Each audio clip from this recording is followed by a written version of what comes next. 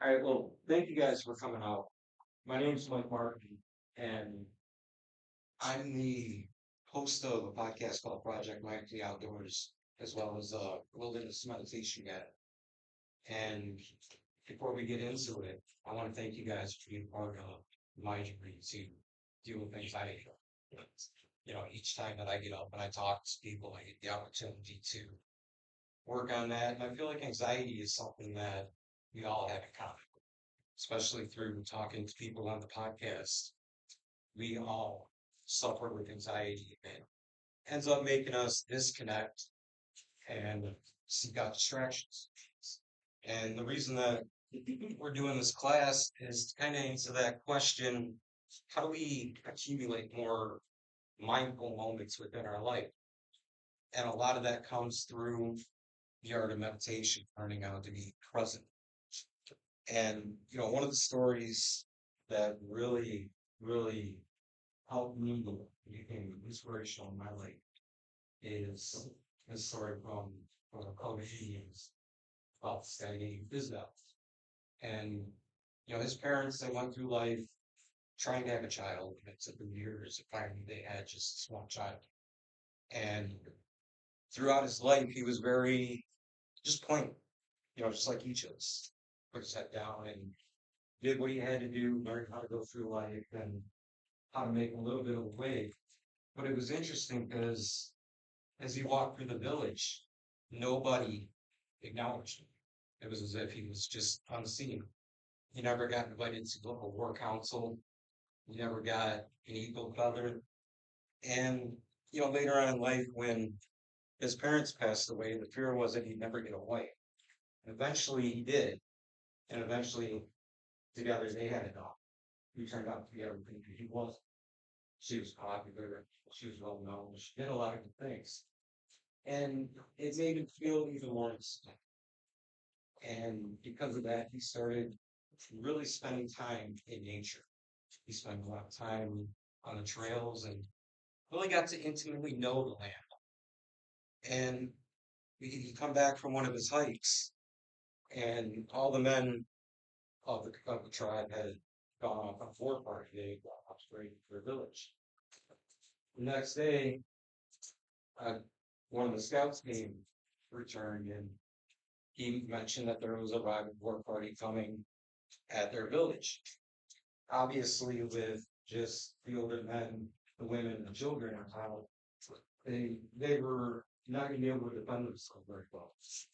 And Isdale, because of his intimate knowledge of the land, he ended up knowing this specific place that they could go. It was just about a day away, and they would be safe. They'd be able to protect themselves. So they got together and they agreed to go with this plan.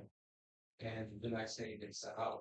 They made it to that view, and when that rival war party ship never were able to find the view, so they gave up. And when they went back to camp and everybody returned, they mentioned what had happened, and everyone celebrated it.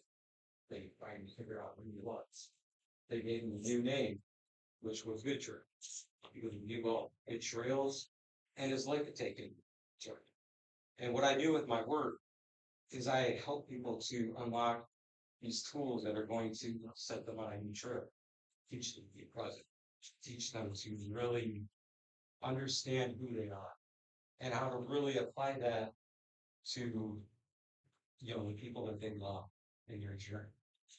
And one of the things that Isno really learned how to do when he was out on the trail is he learned how to be present, be alone with himself, and really come to understand.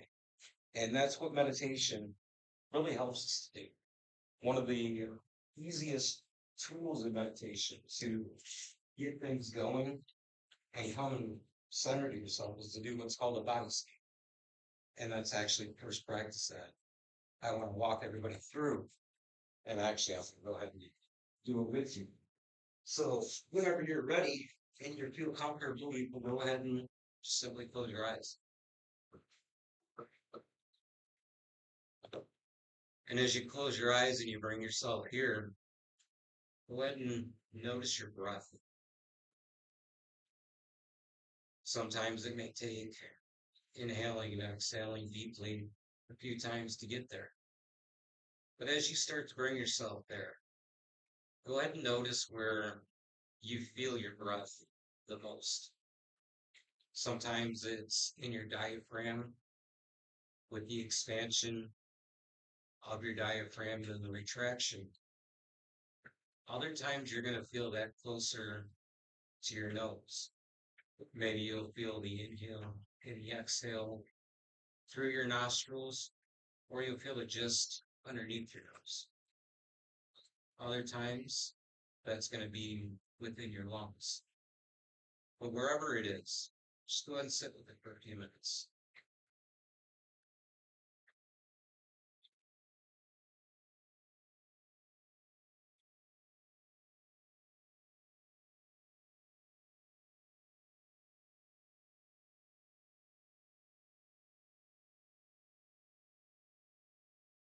And as you sit with that breath and you notice where it's at, and bring a strong connection to it, your thoughts are probably going to start to race because us as humans have that syndrome of monkey mind, where we like to think about everything all at once. And then sometimes that all at once is really nothing at all. As those thoughts kind of race through your head, there's no need to pass judgment on it or really think about it. Just let them come and go as they please.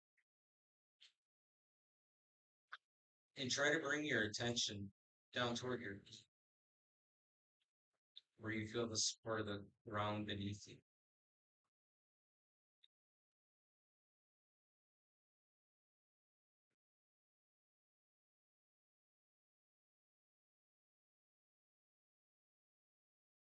Think curiously for a minute about how your feet feel.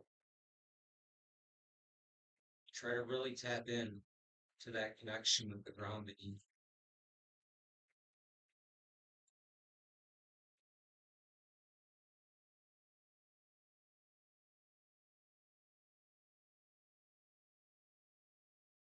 And ask yourself, what are you feeling? Does that connection want to go perhaps up into your ankles or maybe up into your calf? And if so, that's okay.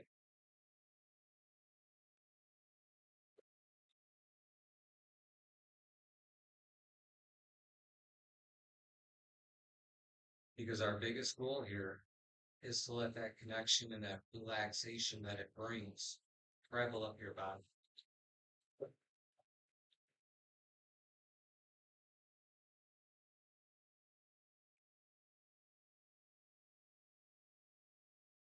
And one of the most important things to consider right now is that meditation looks different for everybody.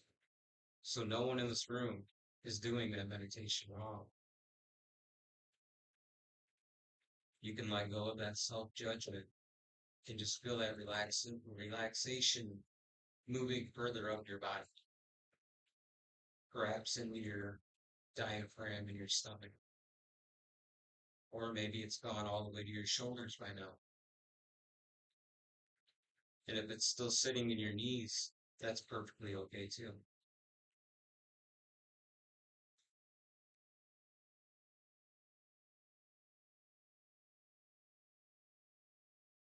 And as it comes into your shoulders and towards your neck, just allow that centering moment and that centering feeling of support to wash over you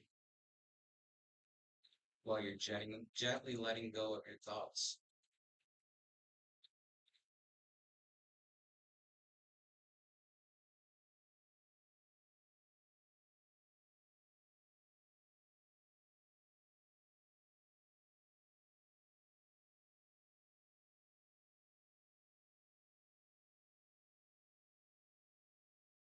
And at this point, it's perfectly okay to allow yourself to become aware of where you're at and exactly how you feel. If you feel some disruption, or uneasiness anywhere in your body. Go ahead and allow your attention to drift to that spot.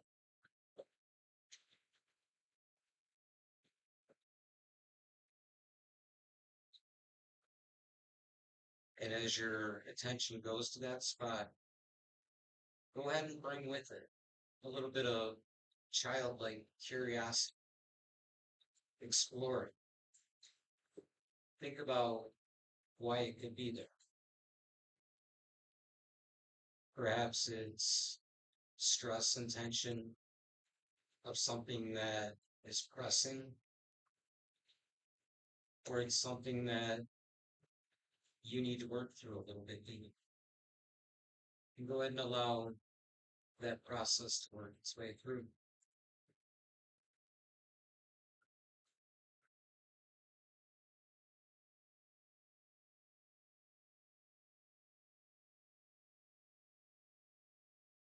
And if there's stress and tension in your neck, you can let that go as well. Because as you work through these things, you give yourself the freedom and the decision to allow yourself to let each go.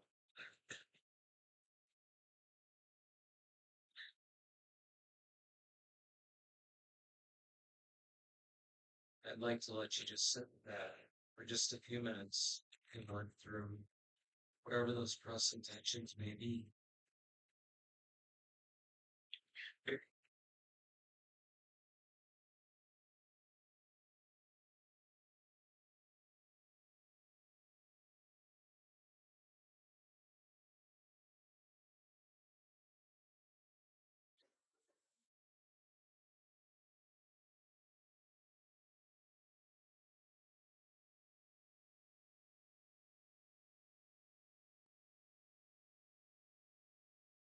Mhm.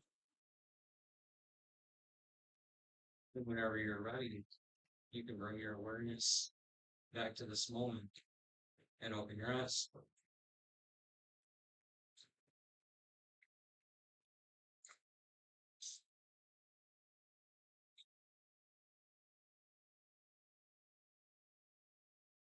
Feel that smiles.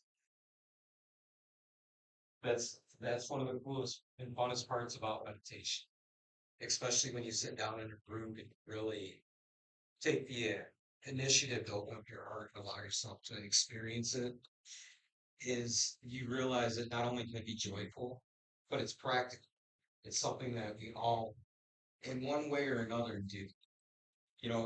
For me, when I discovered meditation was after arguing with a talk therapist for an hour, saying, I'm not doing none of that. I'm not shaving my head.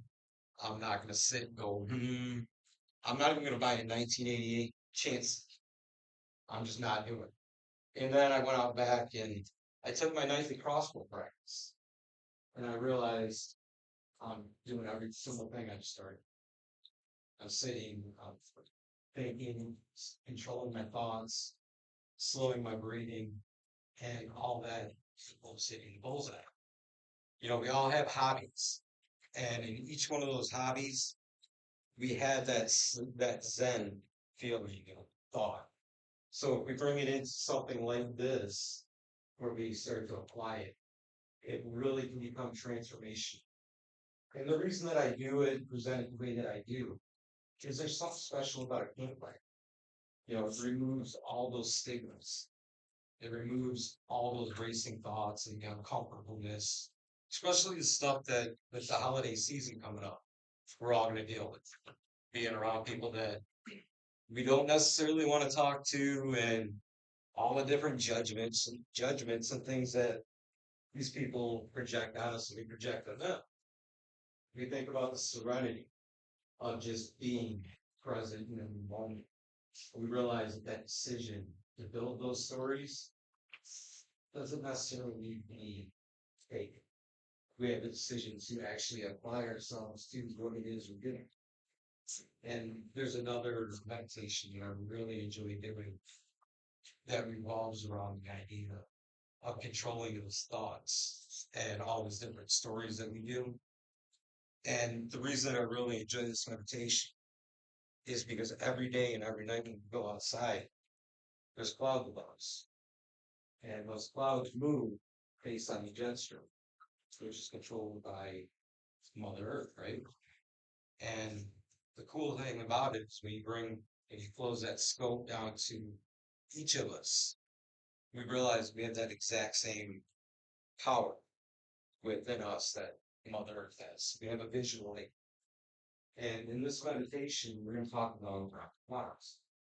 So again, whenever you're ready, we're going to go ahead and close their eyes and just jump right back into it since we're all relaxed and warmed up.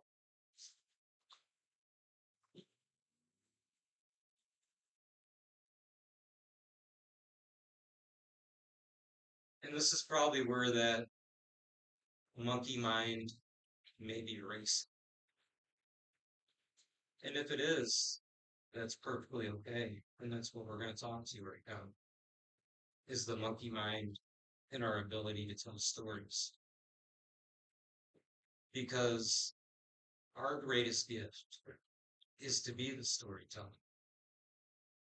We tell the story and project the voices of everything that is on this.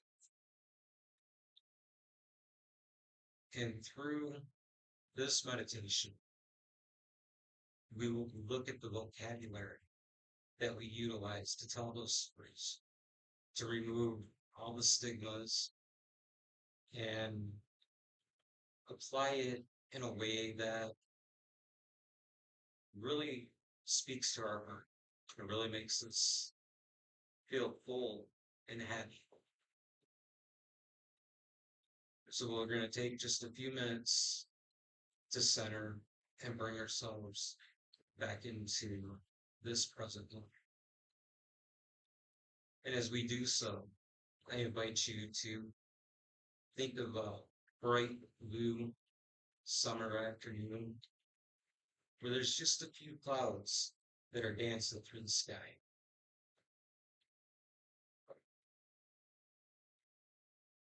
You may even hear some birds off in the distance.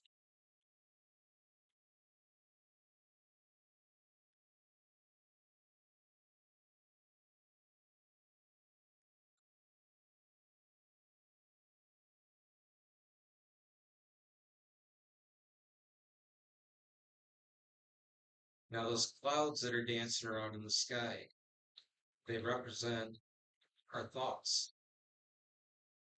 So, whatever thoughts may be spinning around in that monkey mind, feel free to project those individually onto a cloud.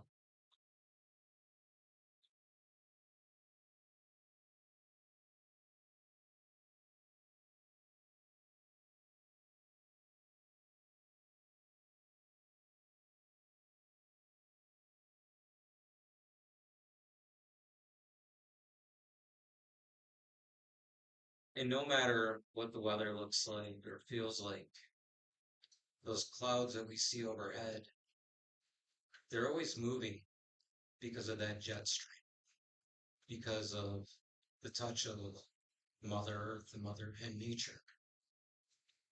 And we each hold that exact same power and ability within our own self. Because as much as we are a community, we are essentially independent beings and almost our own independent ecosystem, if you think about it. And that gives us each a very special power, a power to control the way that those thoughts drift in and out of our minds. And as we talked about a little bit during the body scan, each thought that we have, it comes to us for a reason. It may be trying to tell us something, it may be trying to teach us something new, or require us to do something. And when those thoughts continue to spin out of control, they usually bring up the anxiety. They bring up all those negative feelings and ideas because we simply don't feel like we have the time to just slow down and explore, when in reality, we do. We have the ability, the time, and the capability to really examine those thoughts, really take control of them, just the way that a cloud can individually drift in and out of your eyesight. As kids, we used to look up at the clouds and really try to make shapes and animals out. That was fun. In our busy adult lives, we don't look at our thoughts that way. But if we open up that curiosity along with that slowness, we get the opportunity to do that. And that's what I'd like to invite you to do now. To take a few minutes and just look at that first cloud or thought that's prevalent right there in the front of your mind. Think about what kind of shape you could make out of it, how you could use that thought to become more present, regardless of what's going on around you or who you're interacting with.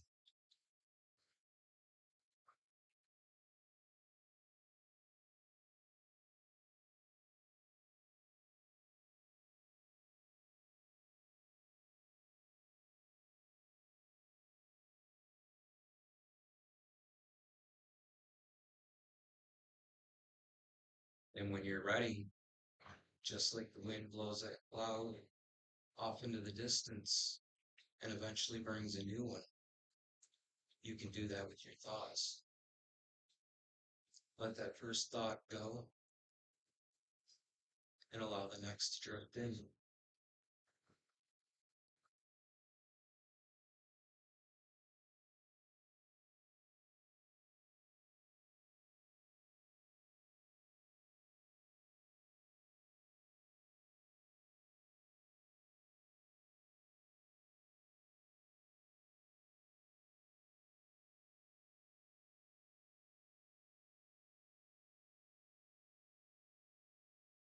And then we can do that with the very next.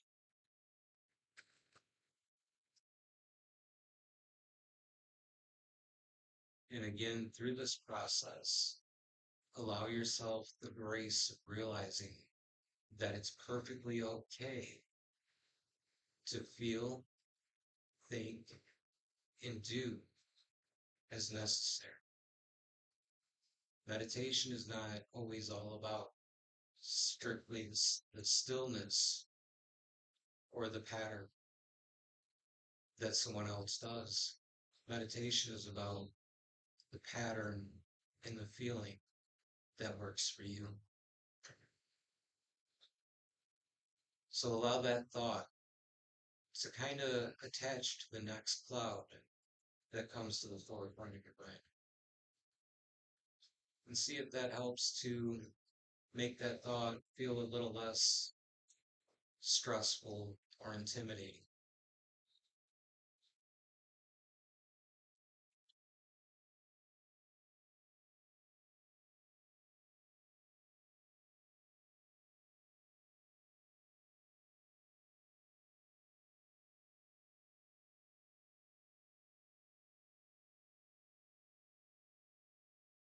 And we're going to build just a little bit now by attaching a little bit of a tail to the next cloud and really trying to focus on the fact that these thoughts and these feelings, when they come, they also drift away. It's one moment in time.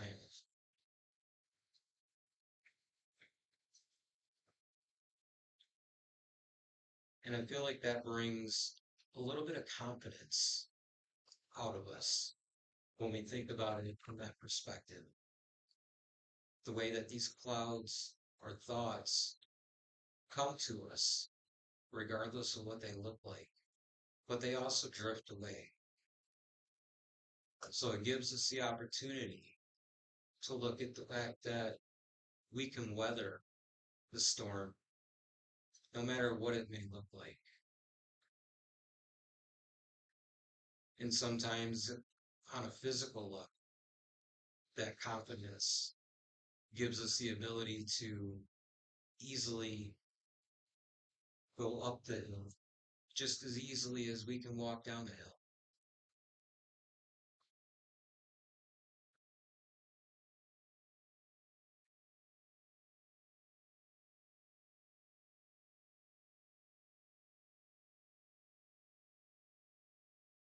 Because with that next thought, the tail that's going to come in with it is the fact that in reality, we all have the skills and abilities within us to face whatever thought or theme may be staring us down.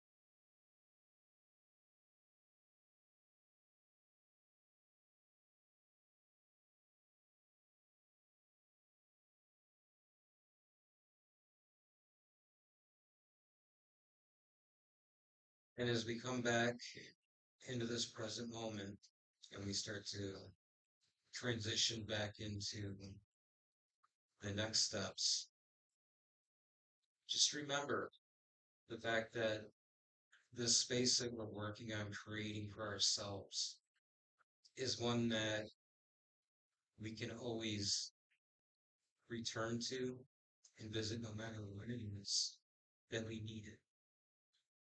And when you're ready, you can open your eyes or you can keep them closed.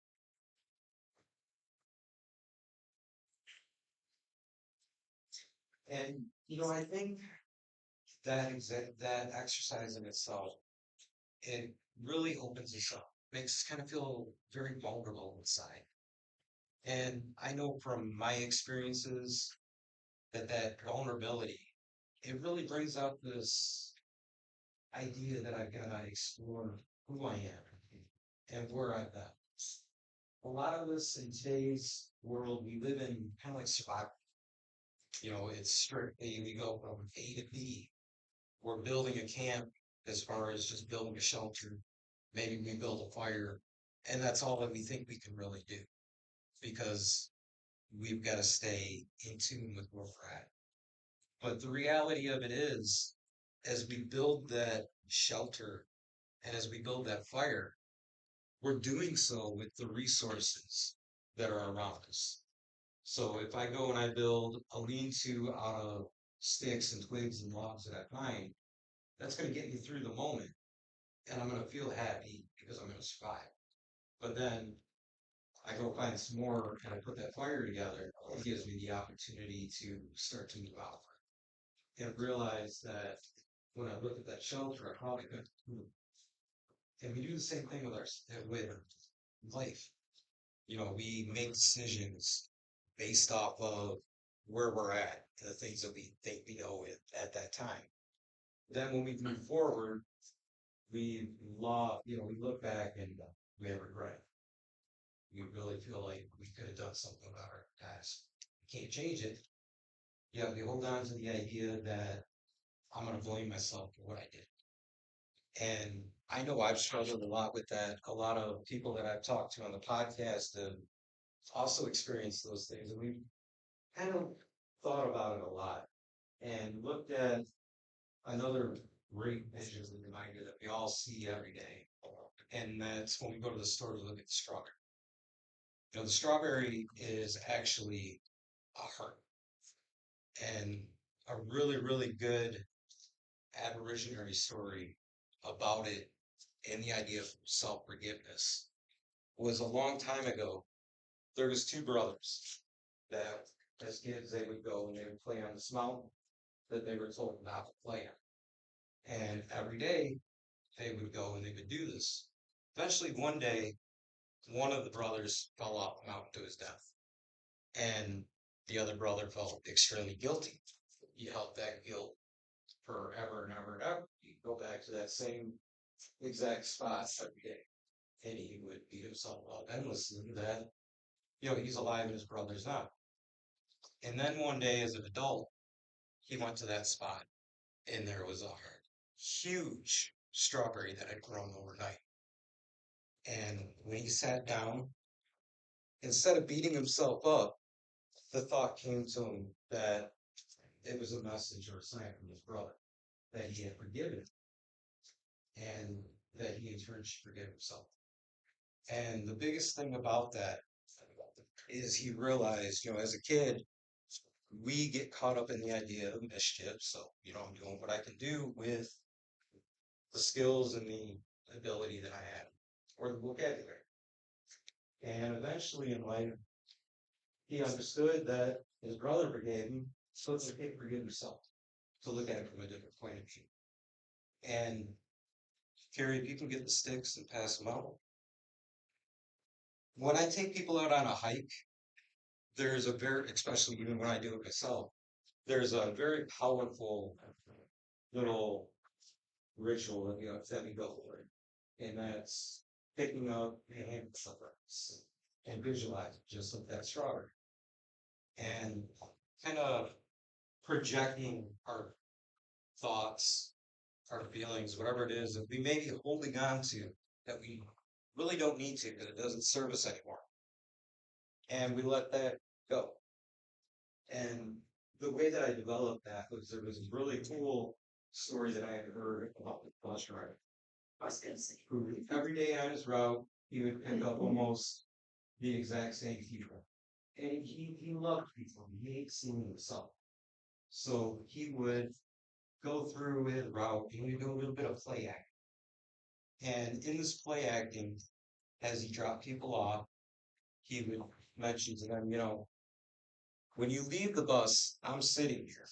And as you go past me, I'll have my hand extended. You can put whatever your thoughts are into my hand. And at the end of my route, I go past the river. And when I get to the river, I will throw all those things that you let me take from you into the river so you no longer have to carry them. And that's the same concept with, in this case, stick. I want to take a few minutes and do that for each of you because, as I mentioned at the beginning, you all have become part of my journey to tame my anxiety. And I'm very grateful for that. And in return, I'd like to do just that. I'd like to take something that you may be carrying and struggling with that you don't need to. And at the end, we'll collect sticks and those thoughts and feelings, and I'll put them in my next meditation prayer this Wednesday. And they will be gone. They'll be lifted from you, and you'll have that capacity to bring yourself more mindful moments throughout these holidays. So as you start to feel those thoughts come to you or those different emotions that you're carrying, go ahead and feel them kind of channel through you into the stick.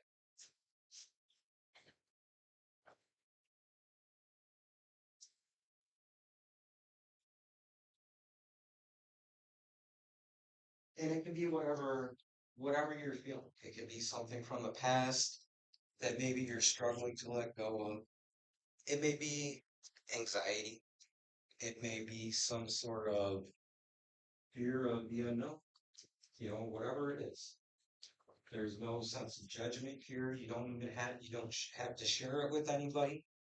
Just allow it to become present and allow it to leave you and transfer into the stick.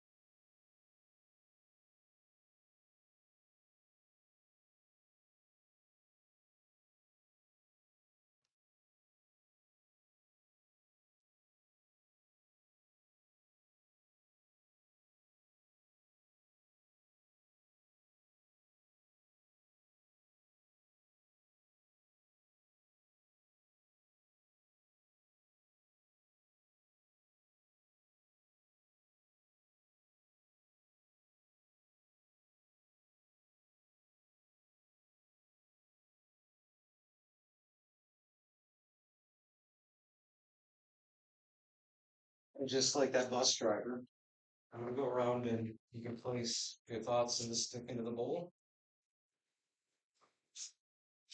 Yep.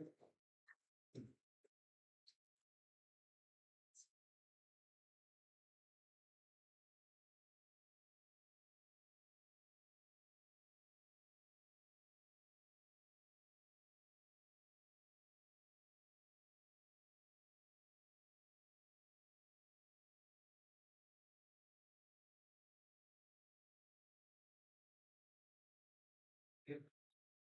Thank you. Thank you. Thank you. And when I sit down on Wednesday to record my campfire interviews, each one of those will be part of what I start that meditation fire with. I really appreciate it. I appreciate I appreciate each and every one of you coming out. And at this point, I feel it would be a great idea to open up the floor for questions or anything you'd like to share.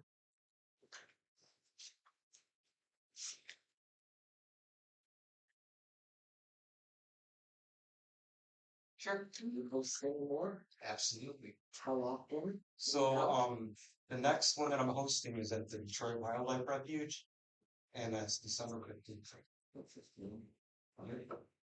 And then there's another class that's scheduled for, what is it, January 28th? I believe it is. But I'll send out reminders and everything. That class is in Taylor. Okay. And then I'm sure that we'll have another class or two here. Oh yeah, we'll definitely have some. That's it. Thank you. So how many of you go hiking? Okay. So have you ever thought about meditating on a hiking trip? So that's one of the things when the weather breaks that we do. You know, we get out, we go pretty much all over the place, Michigan, Ohio. Um, so that's something else with the email that, to look forward to if you enjoy tonight. We do hiking, guided hikes out on trails. So, real quick about that part of it, that's actually something that I'm very passionate about with people and enjoy because the other part of the backstory of how I got this whole project going was after a botched suicide attempt because I had lost my self-worth, my self-value. I built that back up literally one footstep at a time, along with one swing of a hatchet. And by doing that, it took actually showing myself, the idea of building a shelter and the things that I put together to rebuild that worth and that value.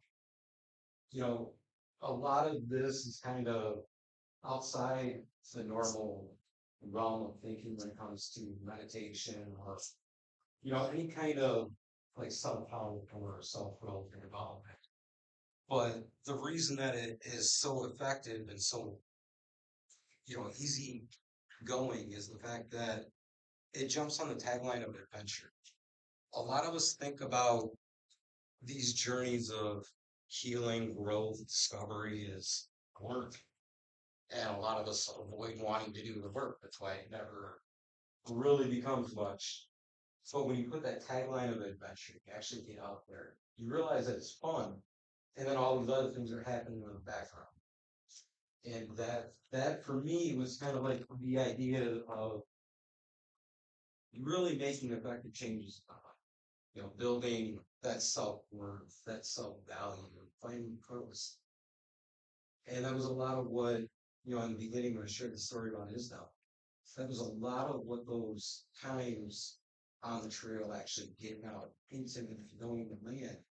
The byproduct was getting to know yourself on an intimate level. And that was where you discovered that purpose and that value, as well as that confidence to really not only be a leader in a moment of need, but also just to have the voice to put the idea out there. Because I know a lot of us, we get caught up in the hustle and bustle, and it kind of makes us feel uncomfortable about talking. I'm a prime example of it. I mentioned a couple of times about the fact this is, you're all part of my taming anxiety journey. And all of us have these abilities. We have these magical abilities that we let everybody else dictate, and we don't allow those abilities and gifts to really come forth. And when we get on that trail, like I mentioned, I developed, or at least for me, I developed the wilderness meditation as my safe place. There's nothing out there that can tell a story that can pass judgment because it's actually living in the moment and doing its work. A great story and a great experience that I had on the anxiety front is a few years back. I was out hunting on November 15th, which, if you're familiar, is the height of deer breeding season. So the deer were out, they were active, and trying to reproduce. And it was cold, it was miserable that day. And I'm standing up in this tree, and this beautiful buck comes through that I'd never seen. I always hold myself to the connection with any animal that I'm hunting, meaning I've had to see it a few times before. And because this was the first time I had seen Longhorn, as I named him, I didn't pull on it. And I'm standing there in that tree, and I'm thinking to myself, I call myself a hunter, right? Then what am I doing? Why am I not trying to take this deer? And then that thought of anxiety kind of pulled up on my heart. And I looked at Longhorn and what he was doing through a different lens. I thought about the fact that in his world, mistakes are like that, you know, but he's got this job to reproduce. So he put all of that aside, all of what we would consider fear and anxiety aside, in order to do his job. Because he knew in the back of his head that if he got in trouble, he'd probably find a way out. And when I thought about it and the gears started spinning, it hit me. An anxiety attack isn't life and death. It feels like, but it's really not. And if this beautiful creature could stand here and do his job, knowing that even though he's scared, he's got the skills to get through it, so can I. So can you. And that's really the beauty of living in the moment, of this mindfulness and of what meditation teaches us, is that all these skills are easy. So no matter what it is you're trying to do, no matter what it is you want to achieve, you've already built the framework for you to do Don't let him fool you. He's a mess. About talking in front of a bunch of people. it. Kind of went a little quicker than I anticipated tonight. That's about all I really got for you. But I mean, next month we will be at the wildlife refuge over on Jefferson. And then in January we'll be back at over at Taylor Library. And then whenever they'll have us back here. Thank you very much. Oh,